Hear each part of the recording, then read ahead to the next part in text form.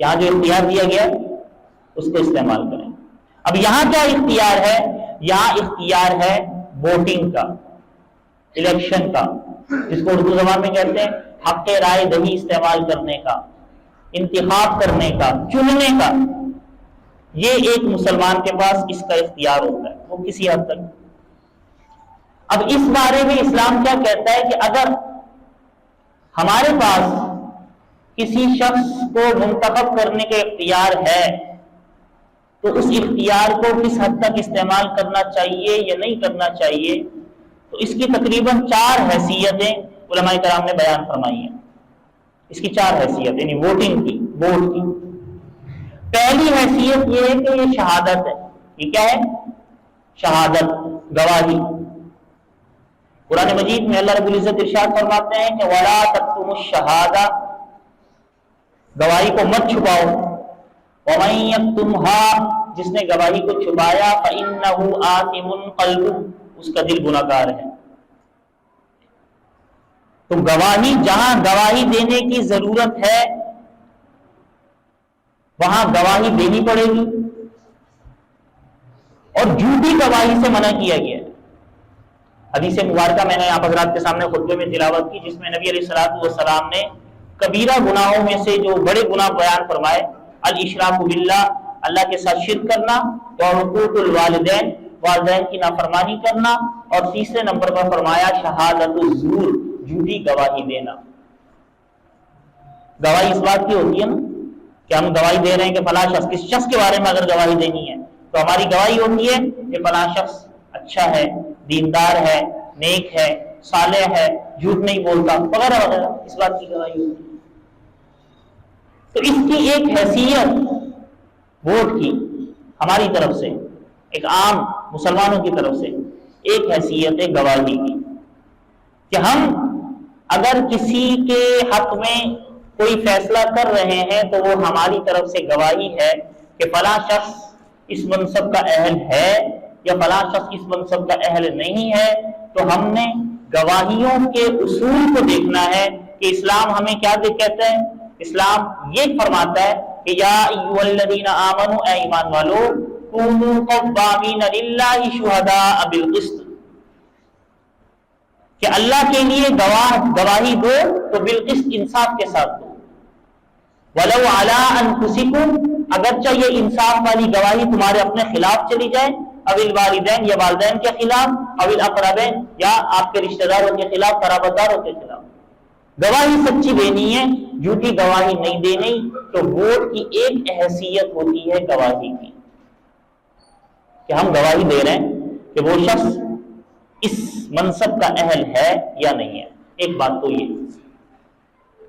دوسری بات یہ ہے کہ ووٹ کی ایک حیثیت ہے سفارش کی۔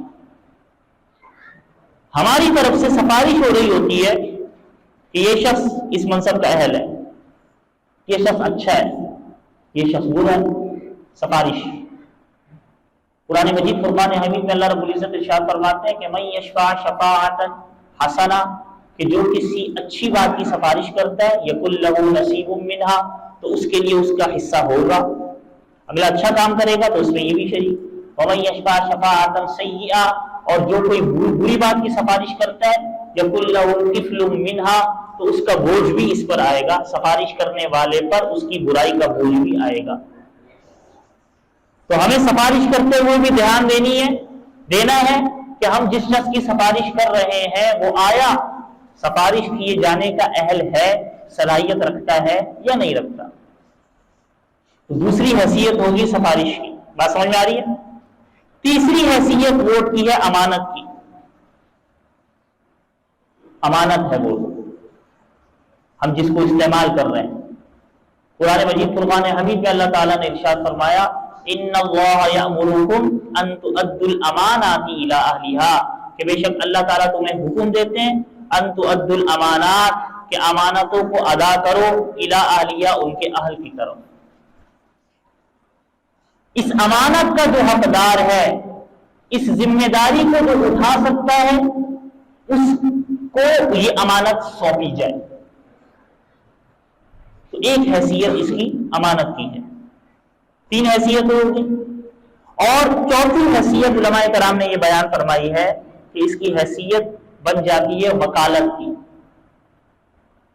کہ ہماری طرف سے وہ شخص وکیل ہوتا ہے کہ جس کے بارے میں ہم یہ فیصلہ کر رہے ہوتے ہیں کہ یہ ہمارے علاقے کا اہل ہے، یہ اس منصب کا اہل ہے یا نہیں ہے.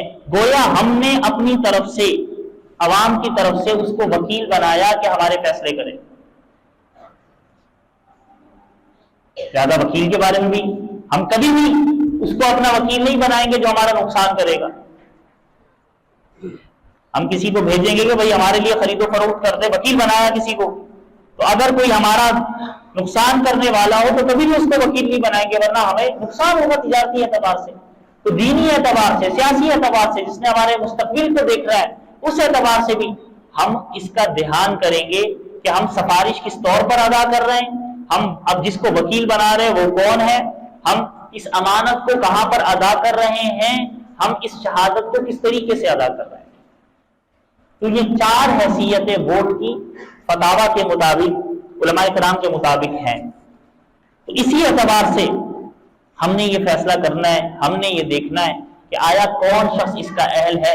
اہلیت کا مطلب یہ ہوتا ہے ایک مسلمان ہونے کے اعتبار سے اور ایک اسلامی ملک ہونے کے اعتبار سے کہ ہم جس کے بارے میں سفارش کر رہے ہوں، جس کے بارے میں ہم گواہی دے رہے ہوں، جس کو اپنا وکیل بنا رہے ہوں، وہ شخص نمبر 1 دیندار ہونا چاہیے.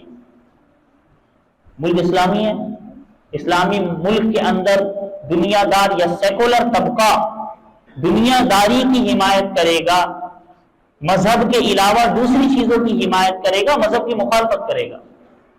تو پہلی چیز یہ کہ دیندار ہونا چاہیے. دیندار نام کا نہیں ہو بلکہ دینداری نظر بھی آتی ہو. دیندار ہونا چاہیے، نیک اور صالح ہونا چاہیے، اب خوف خدا رکھنے والا ہو. میں کسی شخص کا نام نہیں لے رہا، نہ کسی پارٹی کا نام لے رہا ہوں. خوف خدا ہوگا تو باقی چیزیں ساری آ جاتی ہیں. نماز آ گئی، اعمال آ گئے، ٹھیک ہے، کرپشن سے بچنا آ گیا، سب کچھ آ گیا. اگر خوف خدا ہوگا، خوف خدا نہیں ہوگا سب کچھ کرے گا.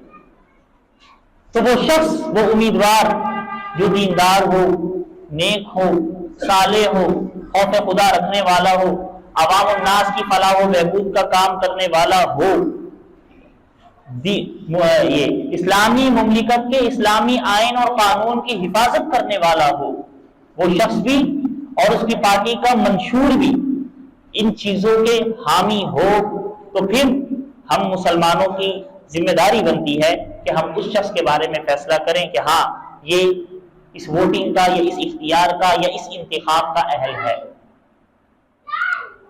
اور اگر ایسا شخص نہیں ہے، علماء فرماتے ہیں کہ اگر ہمارے یہاں ایسا شخص موجود نہیں ہے، ایسی پارٹی نہیں ہے، تو ان تمام لوگوں میں، ان تمام افراد میں کوئی تو ہوگا جو باقیوں کی بنسبت کچھ دیندار ہوگا. باقیوں کی بنسبت کچھ دیندار ہوگا. تو ہمیں جو لگتا ہے کہ جو باقیوں کی بنسبت کچھ دیندار ہے، کچھ نیک ہے، کچھ صالح ہے، کچھ نہ کچھ خوف خدا رکھنے والا ہے، کچھ نہ کچھ دین اسلام کی، اسلامی آئین اور قانون کی حفاظت کرنے والا ہے، تو ہم اپنے حق کے رائے دہی وہیں استعمال کر لیں. ہمیں کوئی نظر نہیں آتا کہ چونکہ ہمارا حق ہے تو ہمیں حق کے رائے دہی نہ استعمال کرنے کا بھی اختیار ہے. اس بارے میں ہر شخص خود سوچ سکتا ہے، سمجھ سکتا ہے، وہ خود اس بات کی صلاحیت رکھتا ہے. تمہارا یہ وقت قریب ہے تو دین اسلام ہمیں کیا رہنمائی کرتا تھا، میں نے یہ چند باتیں آپ حضرات کے سامنے پیش کی ہے. اللہ رب العزت یہ تمام معاملات خوش اسلوبی کے ساتھ انجام دینے کی توفیق مرحمت فرمائے.